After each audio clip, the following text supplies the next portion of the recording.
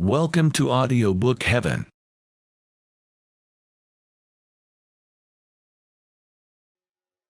Oliver Twist by Charles Dickens. Chapter 7, read by Leonard Gliona. Noah Claypole ran along the streets at his swiftest pace and paused not once for breath until he reached the workhouse gate. Having rested here for a minute or so to collect a good burst of sobs and an imposing show of tears and terror, he knocked loudly at the wicket and presented such a rueful face to the aged pauper who opened it that even he, who saw nothing but rueful faces about him at the best of times, started back in astonishment. "Why, what's the matter with the boy?" said the old pauper. "Mr. Bumble, Mr. Bumble!"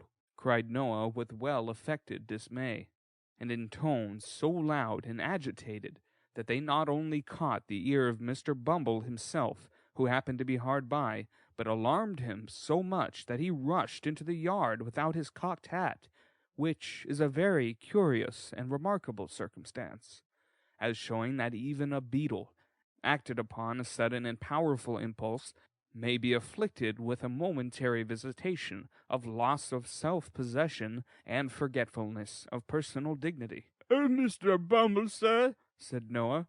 "Oliver, sir, Oliver has—" What? interposed Mr. Bumble, with a gleam of pleasure in his metallic eyes. "Not run away, has he, Noah?" "No, sir, no, not run away, sir, but he's turned vicious," replied Noah. "He tried to murder me, sir, and then he tried to murder Charlotte, and then Mrs. Oh, what a dreadful pain it is! Such agony, please, sir!"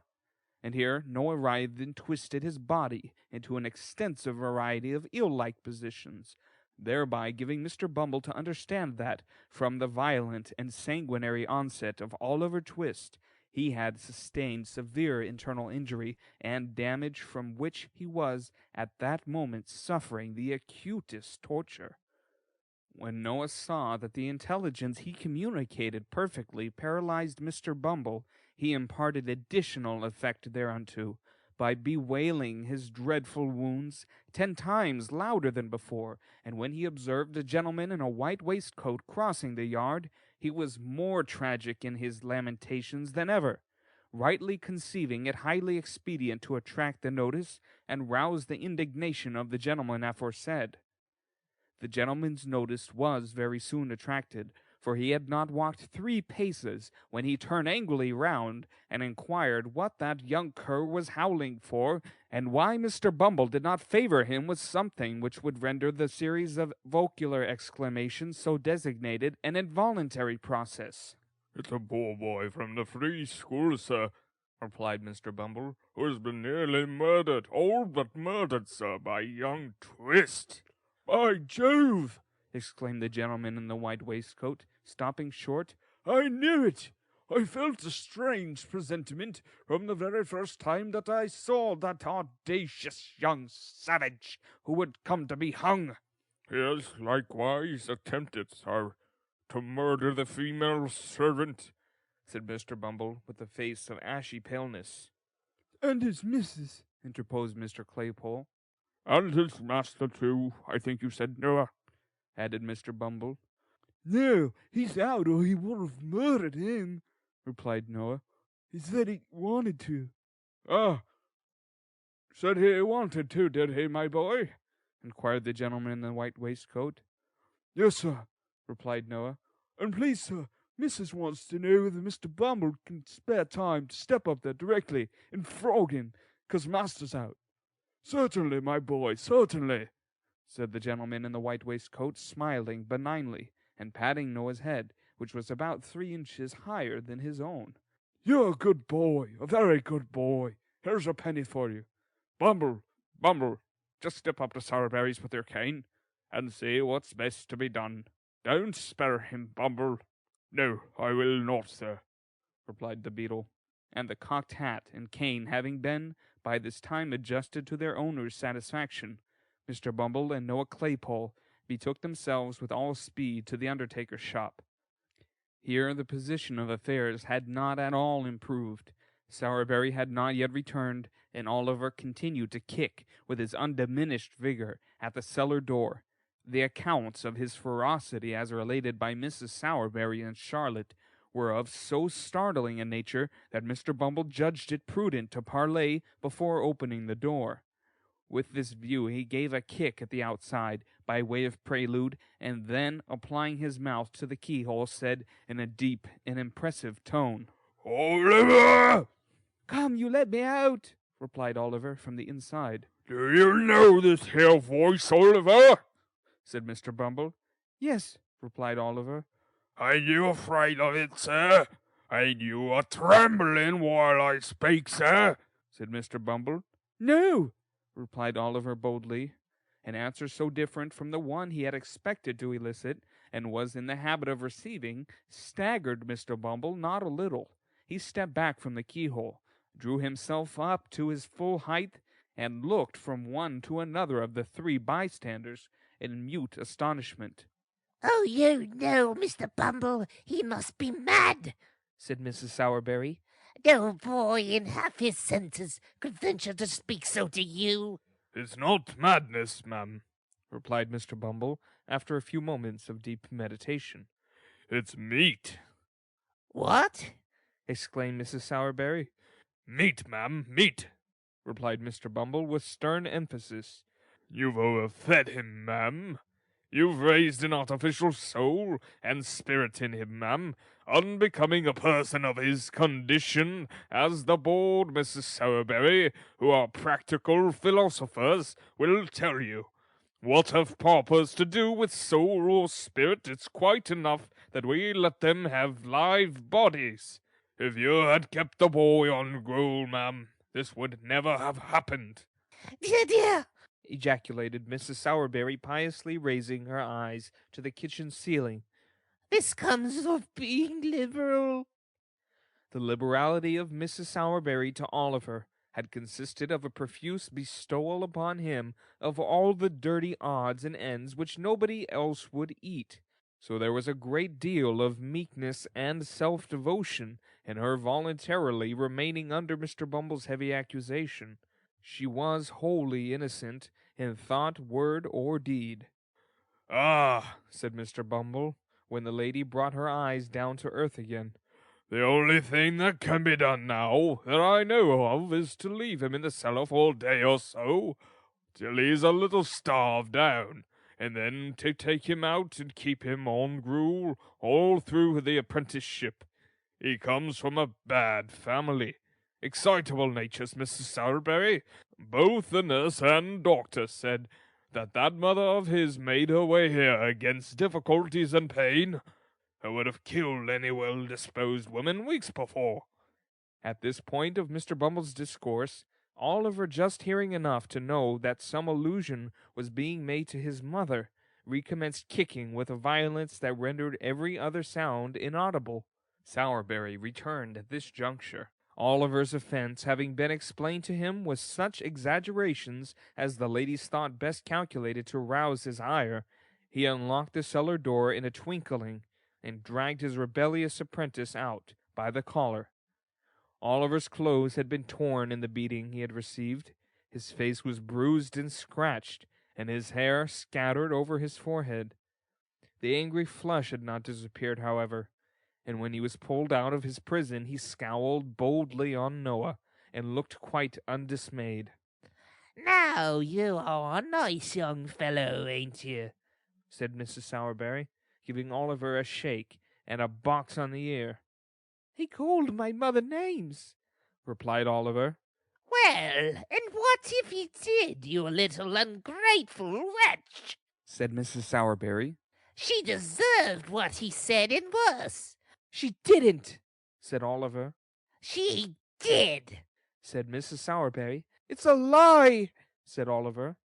Mrs. Sowerberry burst into a flood of tears. This flood of tears left Mr. Sowerberry no alternative. If he had hesitated for one instant to punish Oliver most severely, it must be quite clear to every experienced reader that he would have been, according to all precedents in disputes of matrimony established, a brute, an unnatural husband, an insulting creature, a base imitation of a man, and various other agreeable characters too numerous for recital within the limits of this chapter. To do him justice, he was, as far as his power went, it was not very exhaustive, kindly disposed towards the boy, perhaps because it was his interest to be so, perhaps because his wife disliked him. The flood of tears, however, left him no recourse, so he at once gave him a drubbing, which satisfied even Mrs. Sowerberry herself, and rendered Mr. Bumble's subsequent application of the parochial cane rather unnecessary. For the rest of the day he was shut up in the back kitchen in company with a pump and a slice of bread, and at night Mrs. Sowerberry, after making various remarks outside the door, by no means complimentary to the memory of his mother, looked in the room and, amidst the jeers and pointings of Noah and Charlotte, ordered him upstairs to his dismal bed. It was not until he was left alone in the silence and stillness of the gloomy workshop of the undertaker that Oliver gave way to the feelings which the day's treatment may be supposed likely to have awakened in the mere child. He had listened to their taunts with a look of contempt. He had borne the lash without a cry, for he felt that pride swelling in his heart which would have kept down a shriek to the last, though they had roasted him alive. But now, when there were none to see or hear him, he fell upon his knees on the floor, and, hiding his face in his hands, wept such tears as God send for the credit of our nature, few so young may ever have cause to pour out before him. For a long time Oliver remained motionless in this attitude. The candle was burning low in the socket when he rose to his feet.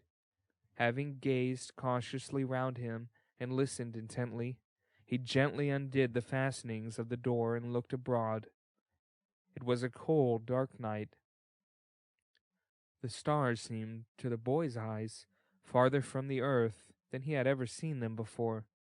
There was no wind, and the somber shadows thrown by the trees upon the ground looked sepulchral and deathlike from being so still. He softly reclosed the door. Having availed himself of the expiring light of the candle to tie up in a handkerchief the few articles of wearing apparel he had, sat himself down upon a bench to wait for morning. With the first ray of light that struggled through the crevices in the shutters, Oliver arose and again unbarred the door. One timid look around, one moment's pause of hesitation. He had closed it behind him, and was in the open street. He looked to the right and to the left, uncertain whither to fly. He remembered to have seen the wagons as they went out, toiling up the hill. He took the same route, and arriving at a footpath across the fields, which he knew after some distance, led out again into the road, struck into it, and walked quickly on. Along this same footpath Oliver well remembered he had trotted beside Mr. Bumble when he first carried him to the workhouse from the farm. His way lay directly in front of the cottage. His heart beat quickly when he bethought himself of this, and he had resolved to turn back. He had come a long way, though, and should lose a great deal of time by doing so. Besides, it was so early that there was very little fear of his being seen, so he walked on. He reached the house. There was no appearance of its inmates stirring at that early hour. Oliver stopped and peeped into the garden. A child was weeding one of the little beds. As he stopped, he raised his pale face and disclosed the features of one of his former companions. Oliver felt glad to see him before he went, for though younger than himself, he had been his little friend and playmate. They had been beaten and starved and shut up together many and many a time. "Hush, Dick," said Oliver, as the boy ran to the gate and thrust his thin arm between the rails to greet him. "Is anyone up?" Nobody but me, replied the child. "You mustn't say you saw me, Dick," said Oliver. "I'm running away. They beat and ill-use me, Dick. I'm going to seek my fortune some long way off." I don't know where. How pale you are, I heard the doctor tell them I was dying. replied the child with a faint smile.